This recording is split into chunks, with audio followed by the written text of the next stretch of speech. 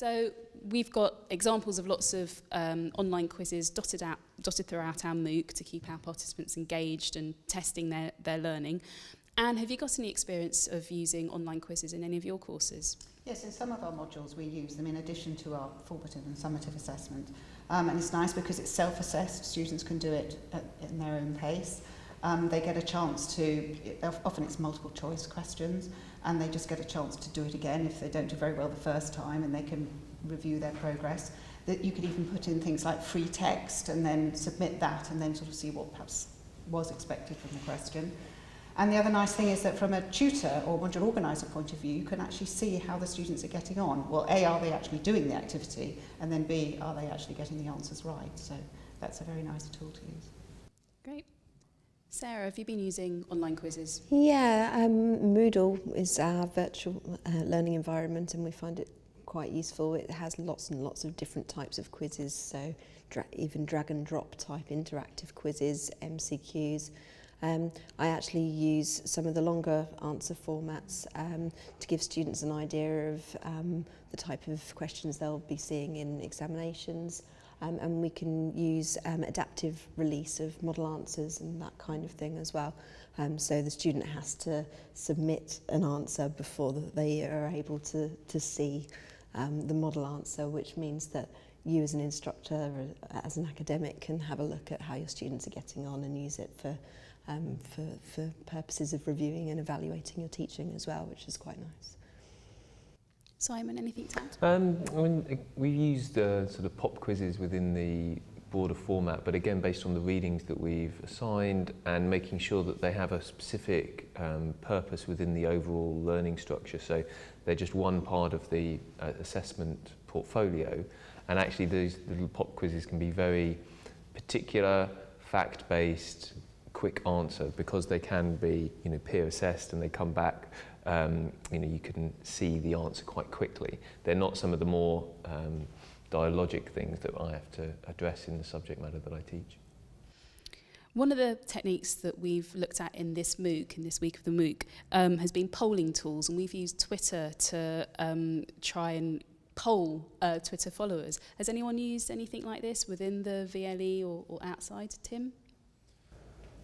I'm using polling tools within web conferences. I think that's a nice, quick way of eliciting the spontaneous feedback. Then we also have at UCL in our virtual learning environment a plugin called Hot Questions, which is actually quite nice, because students can post questions they have and then other students can vote on them, and you get a list of the most popular questions. So when you have a large class, it's actually quite helpful to filter out the most important questions, for example, in preparation for an assessment or on a topical issue. It's a really great way of eliciting questions from your students. Does anyone else have any examples of how they elicit stuff out of their students, maybe prior to revision sessions? Any techniques?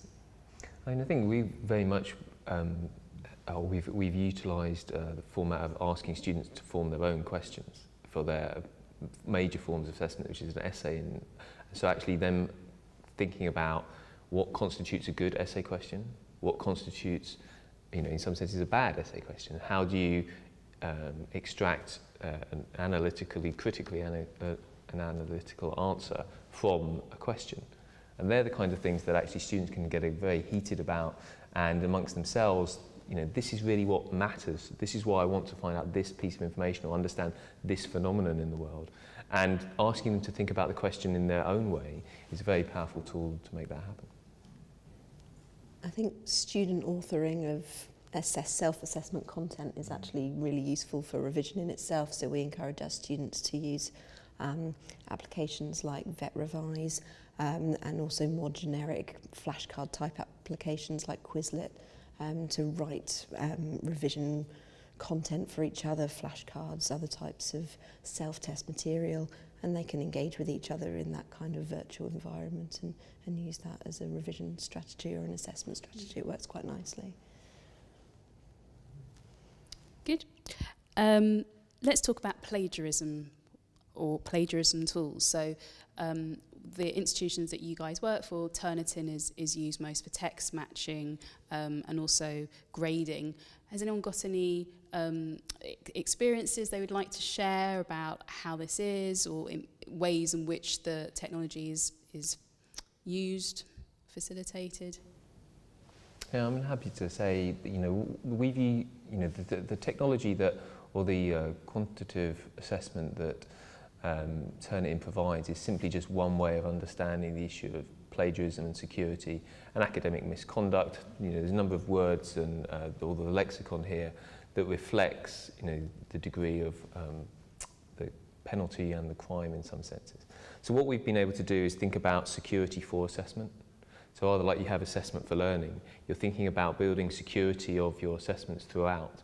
And that's a part of the dialogic nature of this. So if you always have a respond and outcome aspect to your assessment, then you can monitor those kinds of things and spot variance as you go through the assessment. So it's not simply a one-stop shop at the end of a module or the end of a piece of work that says, this is at variance with the practice I've seen. But because you've got that constant monitoring process throughout a module and throughout a program, it's actually very straightforward to spot when students are perhaps using poor academic practice to fail to reference, which is a common fault in some instances, but then that's actually, you can correct it. There's a remedial opportunity before you get to the sort of crime and punishment side of the situation. And one of the things is to really invest the student in, not cheating themselves. There's a tool I used at a different institution which had that as its title, Don't Cheat Yourself. And it was about going through how to reference correctly, about how to understand what source material is, about how to augment your opinion alongside the work in whatever field it may be. And that was a very useful way of saying students actually thinking and reflecting on their own practice as to, very few students actually want to cheat in an outright sense, but actually may have defaulted into it by not understanding the context in which they're working and the importance that as an industry, higher education and other education place on referencing. Yeah, plagiarism checking is kind of this weird thing that sometimes sits uncomfortably within the learning process. And I fully agree with what you said, Simon. We at the UCL Institute of Education, we have mostly postgraduate students, and our primary means of assessment is probably predominantly essay writing.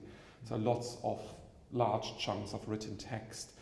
And academic writing is one of these skills that students need to develop, and it's an underlying learning objective in effectively all of our modules.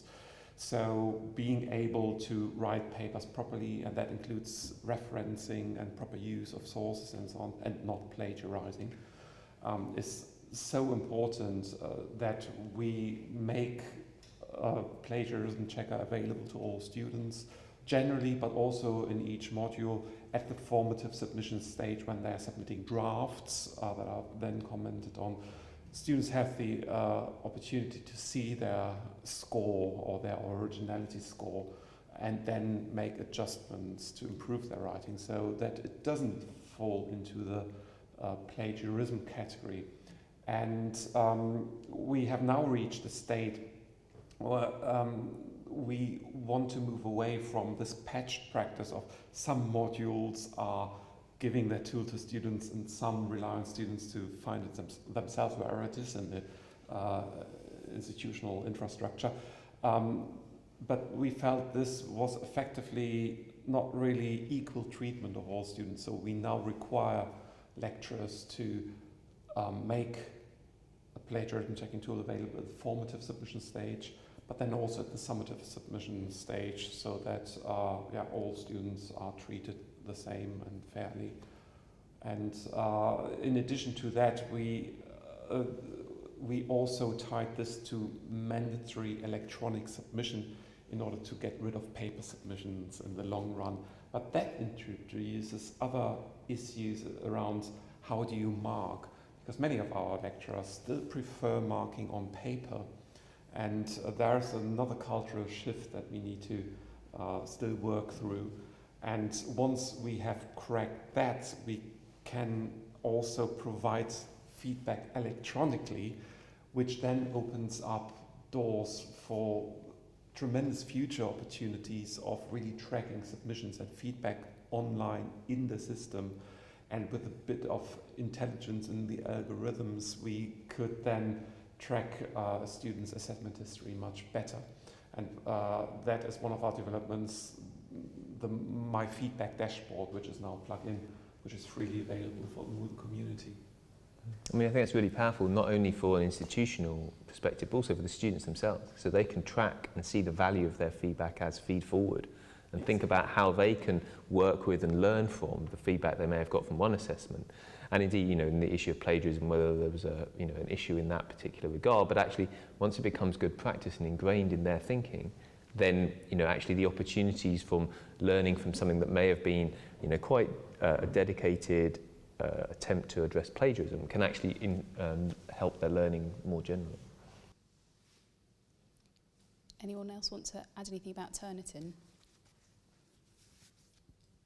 Only that I think it's a really useful tool, as we've already discussed, in terms of allowing students to check their own work, and I think it has to be driven from the student's point of view, and once they can adjust their mindsets away from that value, the similarity index or originality value, and start to break down their originality report and understand why certain areas might be highlighted by the programme, then they can really start to understand how to reference it correctly.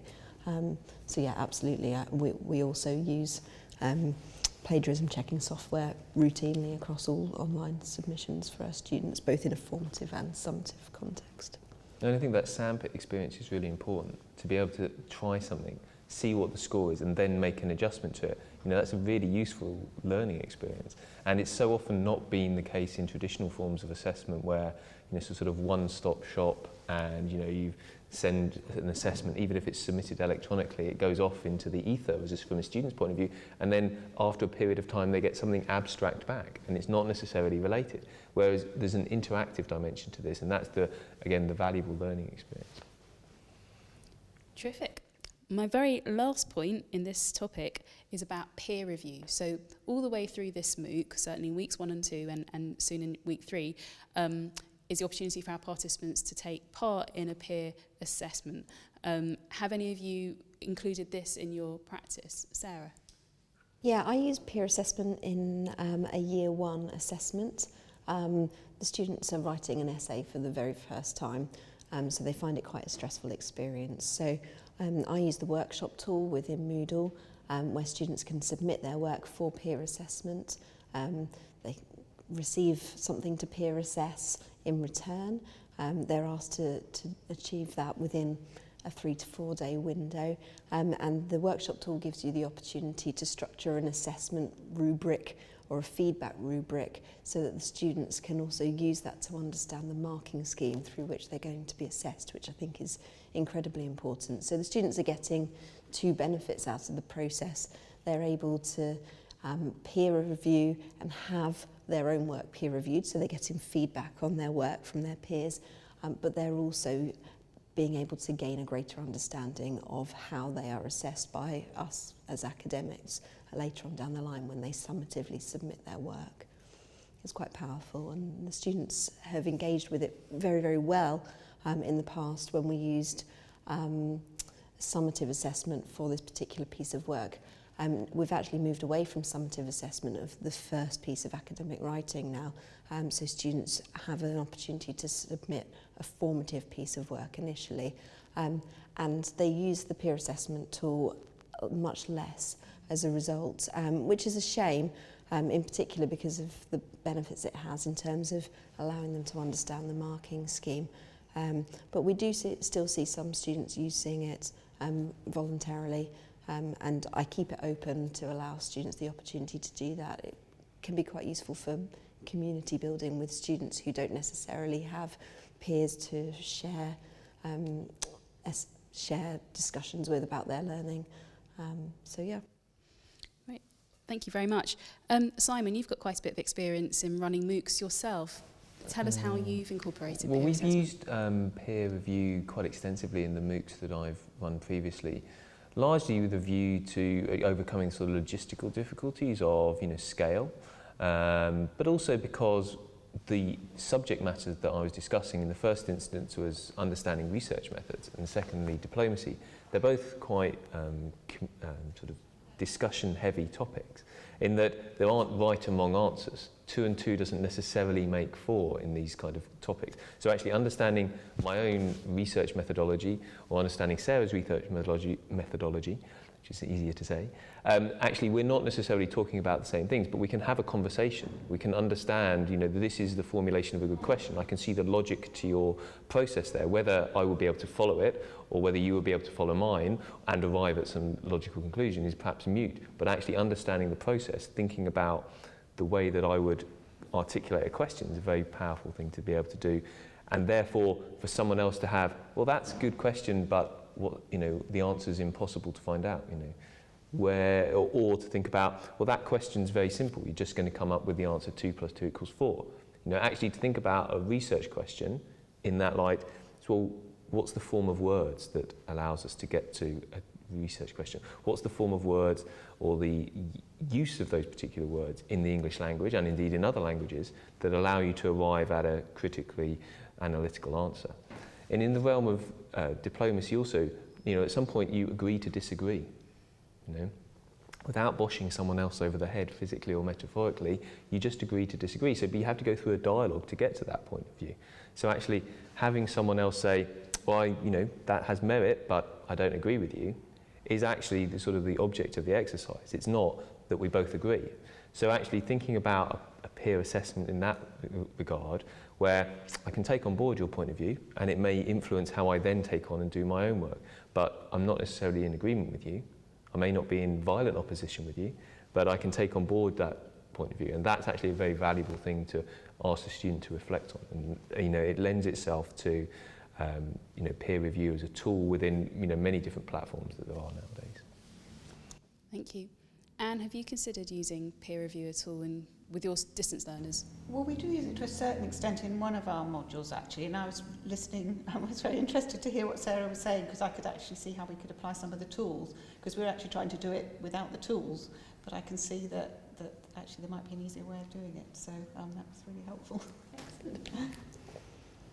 Yeah, we have quite a structured way of doing peer reviews in the module that I teach. Again, it's a postgraduate cohort, and one of the learning objectives is to build critical thinking and critical review and critically arguing.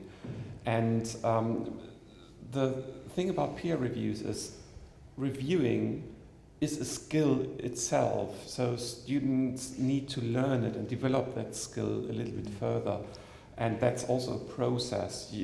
And the thing about peer review exercises that I've come across, especially in MOOCs, is that students are given some instructions and they do the review and we move on to the next exercise. So there's no room for development. It's a one-time activity. So in my module, we are putting our students through an extensive regime of peer reviewing.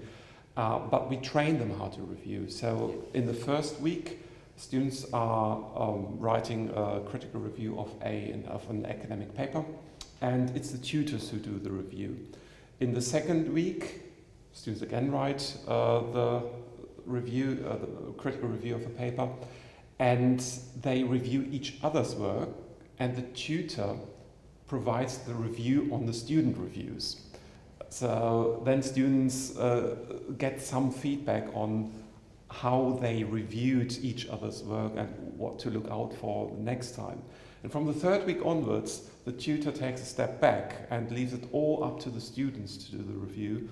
And that goes on for another 6 weeks and so on. So every week students have to do quite a bit of work, and the reviews start from probably 100 words and have to end up at 1,000 words, because that one of the reviews they write throughout the module will be part of the summative assessment. And that has another advantage, because during the course, students are already working on part of the summative assessment and can just pick one item to include in their final summative submission. So yeah, I think reviewing is a skill and which needs to be nurtured as well. And that is quite a process. So again, you need to think about how you actually achieve this. But in our module, this is one part of the learning objective, so we have the room for that. I think the training element that you talk about is really, really key.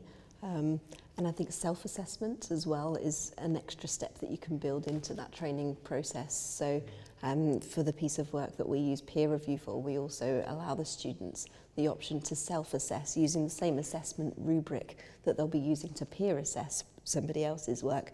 They can then apply to their own work, and it just encourages development of that reflective process, and hopefully students will take that and utilise that process for every piece of work that they submit out with the peer assessment and the formal exercises that we're setting them. I mean, so I was just saying, I think some of the teaching that I've been doing has followed very much your sort of model there, Tim, of having students review each other's work, and their review of each other's is the form of assessment that has become summative at some further point down the course. But it also speaks to, you know, one of my own reflections on having conducted the, you know, or been part of a number of MOOCs now, is the value of giving feedback and actually having to explain to students what giving feedback means, as well as receiving feedback and how to respond to feedback. So, you know, in our academic lives, we receive feedback in all sorts of ways, but, you know, from our research papers, you know, and sometimes receiving that in a you know, written sense can be quite harsh, particularly if it's not always universally popular or positive. But actually thinking about how you work through, you know, some negative feedback. How do you deal with it? What are the points that you can take forward from it? Some of it can't be addressed, fair enough, but some of it you can actually deal with in a measured and constructive fashion. And then that helps inform our practice of how we give feedback. You know, what would you feel like if you received this? How would you respond to this feedback? And putting the student in that position is a very useful tool, you know, for one's own, not just sort of particular task, but that broader, you know, mantra of education of, you know, it being a enriching sort of self-reflective journey. I wonder if it works the other way as well, so if academics are getting feedback as well on their marking or on their teaching, so it makes them consider producing feedback. Well, you have to have that space to reflect on it, and, you know, that's the challenge in, you know, particularly higher education, is having the space and the tools to provide, you know, academic colleagues with the opportunity to think about, well, you know, tried that, didn't work so well, how can I improve it? Not that there's a you know, sort of Damocles hanging over that particular activity at any given point. In terms of feedback to academics, we have this nice exercise, which again is part of the summative assessment, where students write a 1,000-word reflection on their own learning process throughout a module, and they need to write it academically, so they need to work with evidence, and their evidence is what they've produced in the course. That can be a discussion forum entry or a blog post, journal post, or whatever. And this is, for me as a tutor, quite interesting, because it also documents the change of thinking and the development of students. And many students comment on how they initially thought the exercises that they were given were not very effective and so on, but then later on, in hindsight, actually they saw how they worked and that they worked. And for me as a tutor, it also gives me prompts on what to improve, and some students actually comment on what was good tutorial practice and what was less good tutorial practice. So, and that is a different type of quality, a different quality of feedback in order to improve the course than you would normally gather through end of module surveys.